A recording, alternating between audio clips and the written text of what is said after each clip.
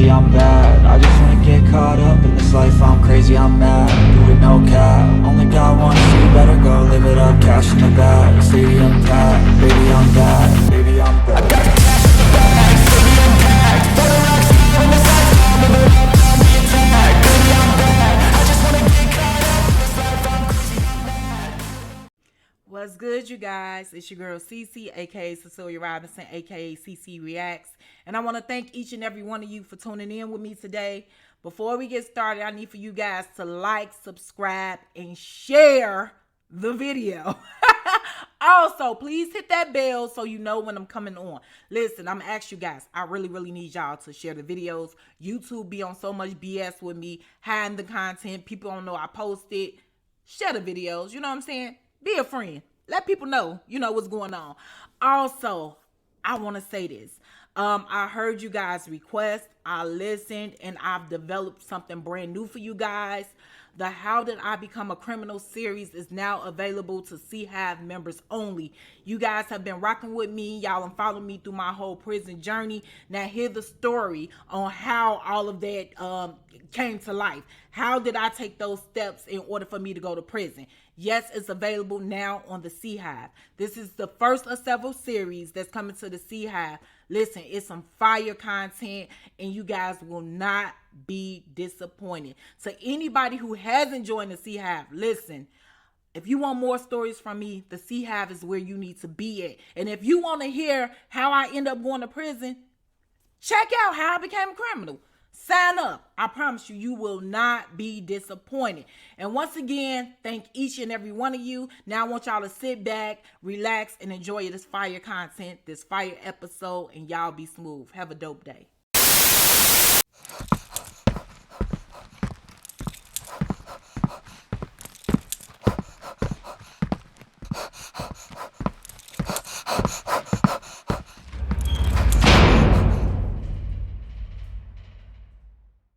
Y'all listen, as I sat there in my living room and I looked around at all of the new stuff that JD bought, I felt sad.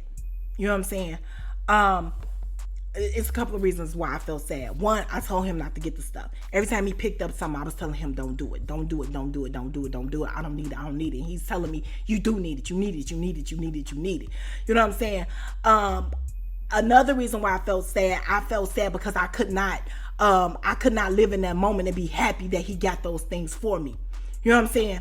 Reason being, I didn't have a dime in my pocket. You know what I'm saying? I didn't have a dime to make it to work the next day. So I felt really bad because I knew the situation that I was in. You know what I'm saying? Y'all listen. If you've never been to prison, you don't think like this. You know what I'm saying? But I've been to prison, so I've always been judged. You know, people judge you when you go to jail and prison and everything, especially when you come home. They looking at you, seeing when you're going to mess up, seeing when you're going to beg, seeing when you're going to need them, so they can judge you. You're constantly up under a microscope. You know what I'm saying? So people could try to get down on you to make themselves feel better about life. I have been fortunate enough not to need nobody. You know what I'm saying? I had worked, you know what I'm saying? My folks sent me whatever they sent me, and I had took that, I maintained it, and I stacked my money. I did this, that, and the third. I was able to provide for me, take care of me, take care of my kids. You know what I'm saying? Right now, I wasn't able to do any damn thing. Like I said, I had a check at my job waiting on me, but I didn't have a coin to my name to get to my job. That's why my $250 meant so damn much to me. You know what I'm saying? Because everybody, he spent way more than $200. He spent this. I don't give a damn what he spent. What he spent did not help me do what I needed to do. You know what I'm saying? He bought food for the refrigerator. But guess what? I work at a restaurant. I'm at work all day. So a lot of the food finna spoil. You know what I'm saying? I don't watch television. The television is just there. I didn't need it. It just is what it is. It was a wasteful thing. It was a good thought, but it was a wasteful thing to me. You know what I'm saying? What I needed was my $250 to help me maintain. I got rent. I got lights. I got gas. I got insurance. I got phone bill. And I had to pay transportation to get to and from work. I didn't have a dime to my name. That's why my measly $250 meant so much. You know what I'm saying? And I don't know why people talking about $250 is measly for the simple damn fact when you're broke, $250 means the world. And I was a broke bitch. It is what it is. So now I was in a bind and I'm trying to sit there and try to figure out how am I gonna tell my landlord I don't got all my rent. You know what I'm saying? What bill I'm not finna pay because I have to budget now. You know what I'm saying? When you got 20,000 in the tuck, you ain't got to budget nothing. You can do what you want to do. I don't have 20,000 or more. I don't got the 250 neither. So I'm in an extra hole. You know what I'm saying? So now I got a budget. I got to figure out who can I call that's not going to judge me that I could borrow $20 from. You know, borrow $30 from. Or you know, just that's not going to be on my, you know, you got that yet? You got that yet? You got that yet? A person that's not going to judge me. Yeah, I knew she was going to mess up soon. She was going to come. I was trying to figure that part of life out. You know what I'm saying? The whole time though, but another thing, I had a lot of people say, you know, Cece, I would have went upstairs and told dude he was gonna come up on my $20,000. I would have went upstairs. First of all, let's talk about my parole officer. My parole officer said, I think I know who robbed your crib. He didn't say I know for sure he robbed your crib. He said I think I know. So you're not gonna send me off. I know how this story ends. That's one. Two, you wouldn't did a damn thing. Y'all got people who done stole your kid bike every damn summer for the last 7 years and you still ain't got the damn bike back. Shut up! Telling me what the hell to do. How it goes. You know, I'm sitting there trying to figure out who I can borrow some money from. Now, the whole time I'm sitting there trying to figure this out, I get a phone call from JD. The phone call from JD. He tell me, he said, hey, Slick, he said, come outside. He said, you forgot something. I said, okay. I said, here I come. So when I get off the phone, I'm looking around, you know, before I leave out the door, I'm looking around trying to see what I forgot, you know. So I just go ahead on out the door. When I go out there, he done pulled up already, the window down. So I go on over to the window, you know what I'm saying. I put my head in the window. I'm looking for the bag or whatever, looking for him to hand me a bag. Instead, he hands me an envelope. So when he put the envelope, you know, I touch it. It's a thick ass envelope, baby, and I know what's in that envelope. Bitch, it's cash. Oh! When I say Sydney Dean woke up, oh, this was the sexiest I've ever seen him be. You know what I'm saying? This is what I'm talking about. Take me out the damn struggle. You know what I'm saying? He got it. He understood. You know what I'm saying? Listen, when the last time you had some head? You know what I'm saying? When the last time when the last time the tip of your tip touched these liberty lips? You know what I'm saying? When the last time you had some Sydney Dean? You know what I'm saying? It's refurbished, you know. When the last time? I told myself, hey, what you finna do?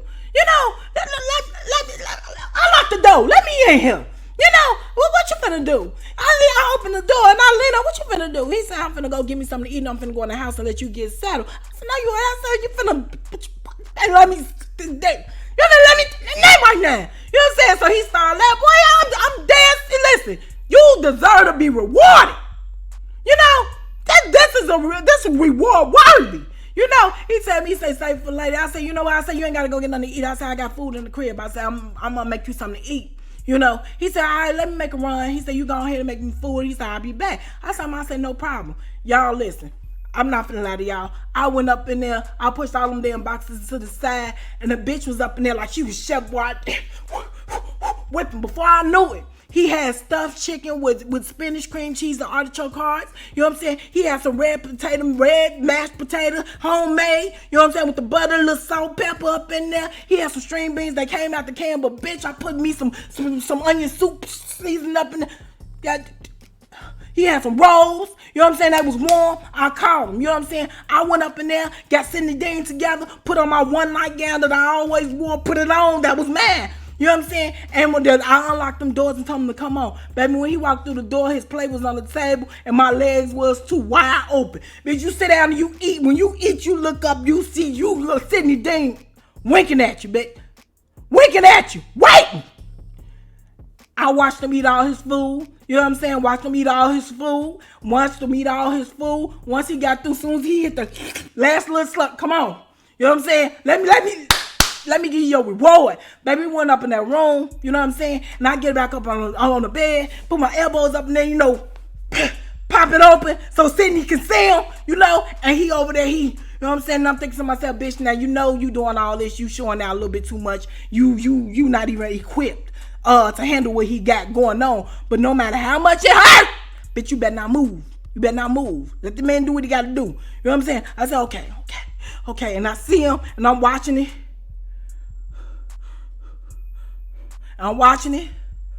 I said, okay. You know what I'm saying? So he tell me, he said, you know what? I want to do something that I ain't done before. I said, what? You know what I'm saying? What? He tell me, he say, scoot back. I said, scoot back? He say, scoot back. I scoot on back. You know what I'm saying? Scoot back some more. I scoot back till I bump my damn head on the wall. Alright, I'm backing up. You know what I'm saying? He pushed my legs open. You know? I said, okay. And I lay on back. You know? Listen, he ain't never ain't no good at mine, at least. You know what I'm saying? But he go up in there, he lick the ladder. The bitch, he at this. He licked the ladder. Ow! You know what I'm saying? Then he typewriter. Ow! You know what I'm saying? Listen. He's a damn lie if he said he never did that before. Ain't no way you this damn good and you talking about you ain't never did that before. You got somebody's skills. You know what I'm saying? No! You know, stop! He push him off. You know what I'm saying? Do my little thing. Do my thing. Catch my breath. He come back. Typewriter. He's showing out today. You know what I'm saying? He's showing out today. Stop. Okay, come. You know what I'm saying? Now, I see him. I know he can ready to go up in there. Instead, he come back. Typewriter. Get when I do that man, I'm pushing him off of me. You know what I'm saying? Dude, listen, y'all. When I say this nigga licked me into a coma, you know what I'm saying? Listen, when I woke up, somebody was beating on the door. I had slob coming out my mouth. He was laying on the side of me, knocked out. You know what I'm saying? I woke up to somebody beating on my door. I stood up. You know what I'm saying? I don't know how long I had been asleep. I grabbed my phone. It's 4:30 in the morning. You know what I'm saying? And I'm looking, and I'm trying to remember.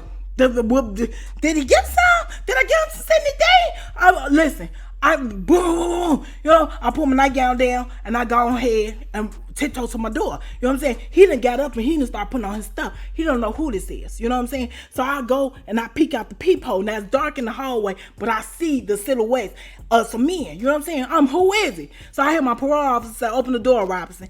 I crack my door. You know what I'm saying? I got a nightgown. What's up? I need you to put on some clothes and step out in the hallway. And I'm thinking to myself, maybe this is a sweep.